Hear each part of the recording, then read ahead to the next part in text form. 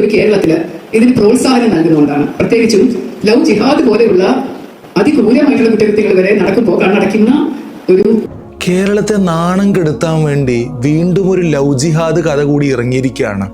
ഇത്തവണ തിരക്കഥ എഴുതിയത് മുൻ IPS ഓഫീസറും NDA സ്ഥാനാർത്ഥിയുമായ R ശ്രീലകയാണെന്ന് മാത്രം. പ്രസ്താവന നടത്തി മണിക്കൂറുകൾ കഴിഞ്ഞില്ല.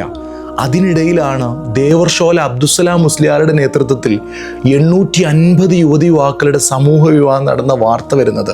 ട്വിസ്റ്റ് അതല്ല, ഇതിൽ 34 വിവാഹങ്ങളും ഹിന്ദു സഹോദരങ്ങളുടെയായിരുന്നു. വർഗീയ കണ്ണട വെച്ച് മാത്രം നോക്കുന്നവർക്ക് ഇതിൽ ലവ് ജിഹാദ് കണ്ടുപിടിക്കാൻ എളുപ്പമായിരിക്കും. പക്ഷെ അവിടെയാണ് കേരളം മാതൃകയാകുന്നത്. ആ 34 പേരുടെയും കല്യാണം നടന്നത് ഏതെങ്കിലും മുസ്ലിം പള്ളിയിലല്ല, പകരം മാരിയമ്മൻ കോവിലിലാണ്, അതും ഹൈന്ദവ ആചാരപ്രകാരം. കേരളത്തെയും കേരളത്തിലെ മനുഷ്യരെയും തെറ്റിദ്ധരിച്ചവരോട് ഇതാണ് യഥാർത്ഥ കേരള സ്റ്റോറി.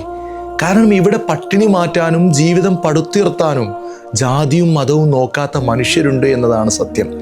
വിദ്വേഷം വിൽക്കുന്നവർക്കും അതിന് കൂട്ടുനിൽക്കുന്നവർക്കും ഈ നാടിനെ തകർക്കാനാവില്ലെന്ന ഈ സന്ദേശം മറ്റുള്ളവരിലേക്കും ഷെയർ ചെയ്യാം.